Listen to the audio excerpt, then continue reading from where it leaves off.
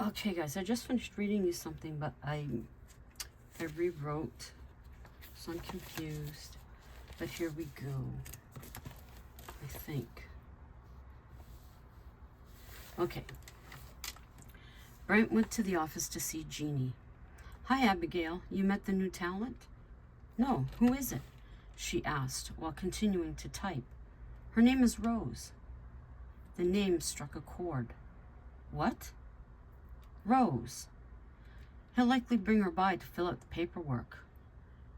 Brent was unaware of the tension building, but Jeannie did. Relax, Abigail. There was no relaxing. She was up and out of her chair and on her way to the auditorium. Now you've done it, Jeannie said to Brent. What did I do? Rose is the woman Jace claimed was hitting on him. Shit. Shit what? Now Jeannie was in a panic.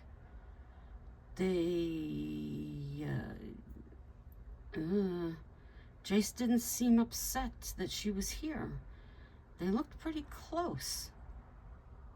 Shit. Jeannie pushed back her chair and ran, Brent close behind. She's already inside, damn it. Indeed, Abigail was, and the sight turned her stomach. Her world, in that instant, fell to pieces. She turned and left without a word. Jeannie was about to open the door when Abigail came out. Their eyes met, and Abigail broke down, muffling her cries with her hand. Jeannie motioned Brent to follow, but he stole the first peek. The two got her back to the office and closed the door. That bastard lied. It's all been a lie. There were flames in her eyes. What happened, Abby? Brett answered. They're sitting there flirting and touching each other. Abigail, He didn't know what to say. No, that can't be. Jeannie was beside herself with this news. What do you want us to do? Abigail collected herself. She'd been through this before, but this was worse. Leave it. I'll see how this plays out. Why? Jeannie inquired. Why not confront him? Because I want the truth to come from his lips, not mine. Do you want me to call Scott? Brent offered. No, he's not a part of this anymore. They'll all get a good laugh when it comes out, and it will. She thought a moment. I'm going for a walk on my own. She's seen their faces. I'll be back, don't worry. She paused at the door. I love you guys. And she left. So how do we hide this? Brent asked Jeannie. Somehow we need to. I'd like to rip his face off. I have confidence she can handle it. When does she get a break? Brent got up to leave. He opened the door to the pair. Jace was just about to knock. Hey, Brent, Abby here? No, Jeannie is. And he walked away. Lovers spat. Rose grabbed Jace's arm. He smiled. Jeannie, this is Rose. Can you get the employee paperwork for her? The couple stood in front of the desk. Where's Abigail? She went for a walk. Jeannie attempted to sound upbeat. What's up? I don't know. I didn't ask. She needed air and left. Then she lied. Her dad has been on her mind. She's really missing him. She pulled out the papers, then held them back. Does she know you're hiring? She looked at Rose. No, but I'll let her know when she comes back. Abigail found a bench by the water. The stillness of the morning was a friend. The last thing she wanted was people. It was a misty morning to fit her mood. She leaned back and closed her eyes. The sound of the ocean relaxed her somewhat. Lost in her emotion, she didn't hear the approaching steps. She felt the weight land on the bench. Expecting to see Jace, she opened her eyes. It wasn't him. This man was handsome, though. "Hi, Abby," he said, glancing at her. "Do I know you?" She tried to place his face. "Not yet." His voice hopeful. This caused her discomfort. She got up to leave. "Don't leave on my account. Didn't mean to make you uncomfortable." The stranger got up and left. She watched him walk away. She still tried to place him, but couldn't. Oh well. She sat back. A gentle mist began to fall. Abigail enjoyed the feeling on her face. Everything seemed miles away. She took a deep breath, then exhaled. "Thought I'd find you here." She knew the voice. "How come you're here?" "Can't I take a walk?" Scott inquired. "Sure." She opened her eyes. "How you been?" "Pretty good. You?" he asked. "Fabulous as always." Sarcastic response. "Jace?" "Of course," she replied. "The age?" "More than likely." "Really, how did you know?" "Brent called. He's a good kid." "I didn't want you to know. Not your problem," she told him. Scott placed his hand on her knee. "I'm still a friend. Never forget that." "Thanks. I'll figure this out on my own. Don't I always?" "That you do." "You're very strong, Abigail." "Yes, I know.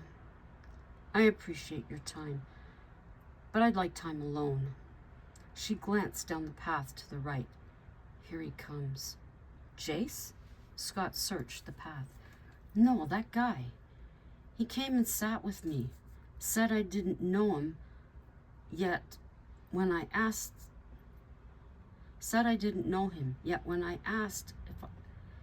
if he was sure." "Your next husband?" Scott joked. "Don't even. I'm not going through this again." "Live in sin," Scott laughed. "Yes." She joined him. The stranger said hello as he passed. Scott answered for them. "I think he's a reporter." "I doubt it. Anyway, I'll leave you to yourself, unless you want me to stay." He pointed to the stranger. "I'm good." He gave her a huge hug and kiss on the cheek. Abigail dug her hands into her coat pockets. It was time to get back. She wasn't in a hurry. The mist still felt wonderful. She stretched her arms out and took it all in. Emotions were running wild. She began singing and twirling. Realizing what she was doing, she stopped, then laughed at herself. It did feel great. She felt free. For some reason, Abigail turned around to check the path. No one there. She was actually disappointed. She was looking for that stranger. He was handsome. Back at the mansion, she went directly to her office. "Brent," she said, seeing him. "I told you not to, but thank you." "He found you?" he asked. "Yes, he knows all my spots. I'm not upset." "You're wet," Jeannie said. "There's a light mist falling, but it feels great." She sat in her chair and twirled it around. "I started singing coming back. It was fun. I'm thinking of going on the road again." "You sure?" "I mean, with her here." Jeannie was confused. Scott's song came on the radio. If there was ever a sign, that's it. The man who had first stolen her heart with more than his voice. She had a warm smile. "You're still in love with him," Jeannie said of her observation. "I can't help it. I'll never be out of love. I can't be with him, and it has nothing to do with Sally. It's just time we physically let go. How about Jace?" "Right now, I'm not sure. What I've seen doesn't match with what he told me." "What did he say?" "He came home because she was hitting on him. He wanted to be with me." Abigail looked directly in Jeannie's eyes. "Maybe we've both been fooling each other. I mean, we've both been struggling, trying to convince ourselves things are good. That age doesn't matter when it does." Jeannie was saddened by this thought. "But you love each other. I've seen it. The way you look at each other. It has to be real." She was in distress. "I'm not sure." There were no tears. "You'll come on tour with me. I'll make arrangements for here." Abigail called Nicole and explained she'd be going on the road. "I need you here. Let me know when." "This doesn't seem right. Something must have happened." She assured Nicole things were fine. Her next call was to Mel. "Nicole needs you in Toronto. She's coming here to the mansion. I'm going on tour with Jeannie." "What's wrong?" he asked. "Nothing is wrong, Mel. I just want to." At dinner, Abigail informed Jace of her plans. "What? I thought you hated that life." He was confused. "I thought I did. Singing by the ocean with no one there, I realized I actually missed it." "I can't leave. I need to be here. Who is going to run the mansion?" "Jeannie is coming with me. Nicole is coming here. And Mel is going to Toronto."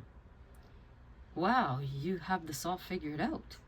He was taken back. "Yes, I'm calling Joe tonight to see what he can do. Nothing may come from it, but everything is in place if it does." Jace knew something was off. "Joe, it's Abigail. Could you arrange some concert dates?" "Pardon? Did I hear you right?" "I'm looking to get out on the road on my own.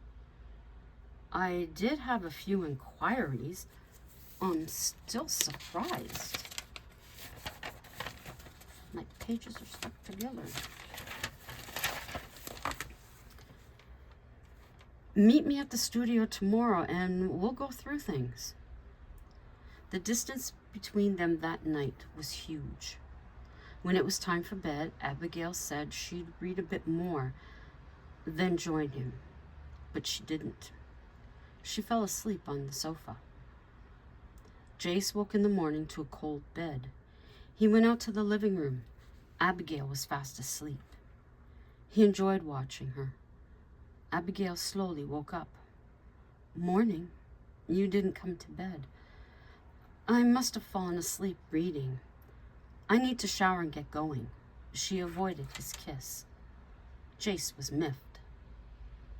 Showered and put together, Abigail was back in the kitchen. "I'll make you something to eat," he offered. "No thanks, I don't have time. See you when I get back." And she was out the door. There was something wrong. He asked Jeannie. Meanwhile, Abby was back in a familiar place. Her hand ran over the mixing board. She did miss all this, more than she realized. "Abby!" It was Joe. He greeted her with a big hug. "It's good to see you. I'm surprised, I must say. Didn't expect you back here." "Well, I am. Do we have anything?" "Sure do. People are excited, and so am I." "I have a partner in crime." "You're married?" She was ready to congratulate. "No." "Is Scott your partner?" "No." "You'll meet him when he gets here." "Jace not wanting to come along?" No, I want this for myself, she informed him. Okay, it just seems strange. Nothing strange about it, she told him. Abby, I know you. Something isn't right. He had her. All right. Last month, Jace came home from New York, and he talked about a woman who was flirting. And that made him uncomfortable. He missed me and came home. I don't see a problem, he admitted. She's working at the mansion as of yesterday. I was tipped off by Brent. He knew no better. I stormed into the auditorium and she lowered her face. They were there, laughing and touching. He was playing with her hair. I am so sorry, sweetie. I thought he was sincere. We all did. I'm wondering if his friends were all in the act too. Just another mistake in a tower of many, she said, holding together. No tears? He asked. No, I've cried too much in my past. There was a knock at the door. Come in. The door opened. We meet again, the stranger said. You know each other? Joe inquired. We met by the ocean yesterday, only long enough to say hello, Jason explained. This is Abigail. Joe didn't have time to finish the introduction. Adonidas. Pleased to meet you. Jason Frost. He extended his hand, taking hers. Her skin was so soft. He was very handsome, but she was married to Jace. Joe went through his schedule with the two of them. He had Abigail sing a few songs for Jason. Abigail spent the better part of a few hours singing. It was 5 o'clock when she reluctantly decided to go home. Are you sure, Abby? You can stay here longer. No, I'd better get going. She gave Joe a hug and Jason a hand, and then left. She's very pretty, Jason remarked when she was gone. Yes, she is, and very married, Joe reminded him. She didn't sound so sure to me. I seen her with Scott the day that I was at the ocean. At first, she was by herself. So I sat down. How did it go? She didn't tell me off, Jason said. I have a feeling that marriage is falling apart. I thought her and Scott were divorced. Her and Jace are married. The younger man I'm talking about. How much younger? A lot younger. She's found it tough, but I thought she'd gotten past it. I mean, after all, they got married. Doesn't sound happy now, Jason noted. No, there's a situation that needs to be cleared, but she isn't ready yet. He threw a ball of paper up and into the trash. What's her story? I wasn't around then. In a nutshell, she's been fucked around by men in her life, nearly killed by her ex-boyfriend. Been a tough time for her. She deserves some happiness. No, Jason. Joe glanced his way. She needs time, even more so if this marriage ends. Jason thought of her on his way home. He even drove by the mansion. He could barely see two people on the porch embraced in a kiss. Should he dare? He did go up the drive. The woman was an Abigail. But was the man Jace? He didn't know. He backed out and drove the other way. Next morning, Abigail was up and gone before Jace woke up. She said hello to the receptionist and went directly to the studio. She relaxed on the sofa with a book. The door opened, causing her to drop it. Sorry about that. I wasn't expecting anyone. You're good. I think I was falling asleep anyway.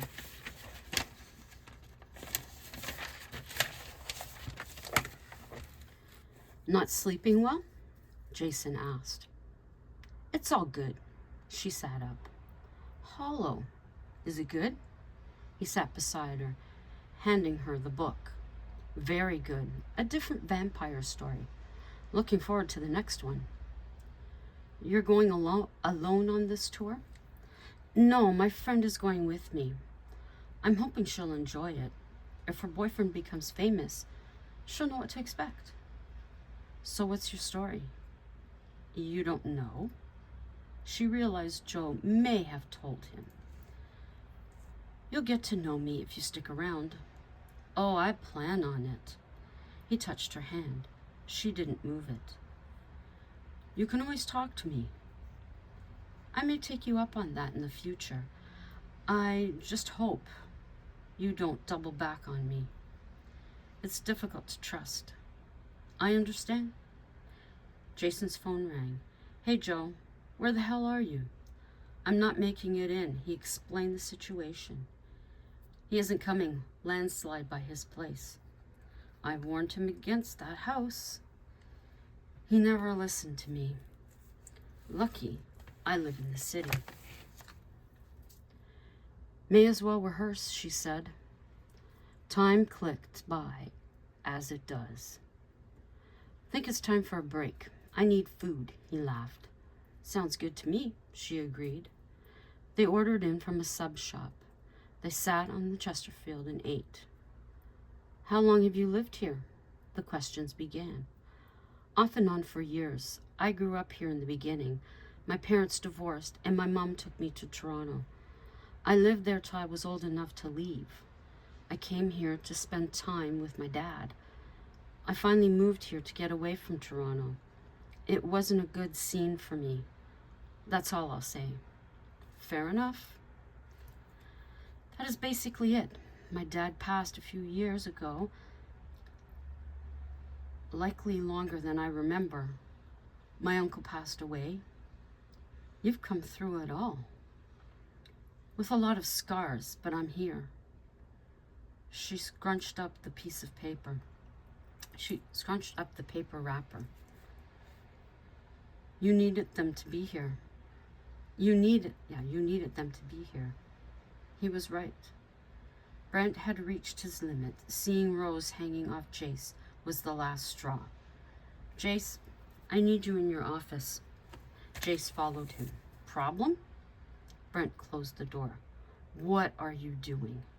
You have literally ruined your marriage. I'm not sure she'll stay with you.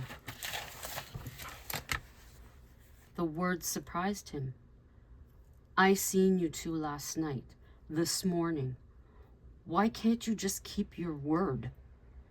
This will break her. She seen you in the auditorium that first day. There it was out. That's why she's on the road, Jace realized. Yeah. First leg of the concerts.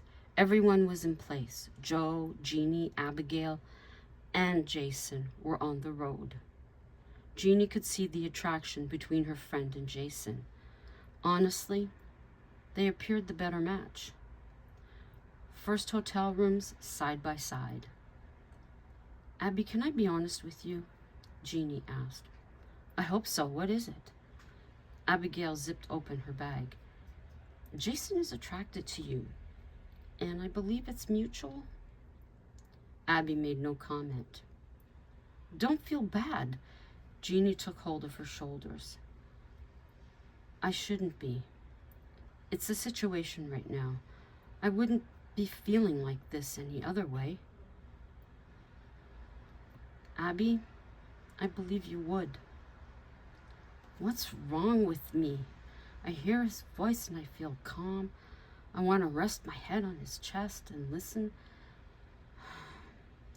She faced Jeannie. This isn't right. Neither is what Jace is doing. I think I shall leave it there. I gotta find my pen.